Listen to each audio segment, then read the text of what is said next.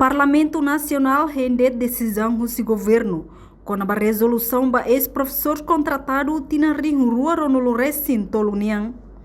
Presidente Comissão ZIE, nebe trata assunto educação, juventude e cultura no cidadania, deputado Armando Lopes Hatetem. Projeto resolução número tolnulo recingualo, bara sexto ne, com a problema professores contratado Tina Rua Ronolo Recintolo. Parlamento Nacional entrega ao Ministério da Educação. Mebe conforme informação nebe ihakatak, resolução idane contra decreto-lei número tolnulo recin ida, bara rua ruanolo recin tolo. No dadang ne, Parlamento Nacional se reenhela decisão resolução, nebe entrega ao Ministério da Educação ne. Resolução ne de contra decreto-lei número 31 para 2023. Mas resolução é resultado plenário do Parlamento Nacional e resolução deputados irão representa alguma coisa.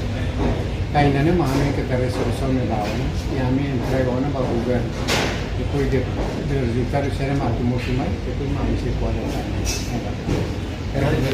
Cari, a minha cidade vai ter a companhia Cari, depois mais tarde.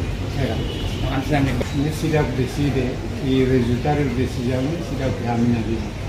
Foi uma hatete, a média hatete, a categoria contra o decreto-lei. Mas cidade, agora cidade a informação para o resultado que será a decisão para entender contra e o modelo que continua na cidade. Quando iremos a maioria do Parlamento Nacional, o deputado será se levante e depois processos comunicacionais. Enquanto vice-ministro Assuntos Parlamentares, Adérito Hugo afirma que se início o governo halo avaliação do decreto-lei número tolnulo recin ida, para tolnulo recin rua, ho tolnulo recin hat, com a ingresso especial, o requisito para recrutamento fone. Também Parlamento Nacional apoia o processo no Ministério da Educação halo hela, ne baseia para regulamento. Portanto, processo resolução número tolnulo recingualo, barra sexto, aprova e Parlamento Nacional. O votos a favor limanulo recência, contra o abstenção zero. No ne resolução ne passa a unanimidade. Projeto resolução idane, Parlamento Nacional hakara kusuba governo ho urgente, halo avaliação desempenho serviço ba professores contratado. Nomos continua halo recontrato ba ex-professor Sira. Reportagem Melda Fátima, Televisão Timor-Post. Janela Informação ba Emohoto. Atua tem informação atual dia Clio. Kita haluha.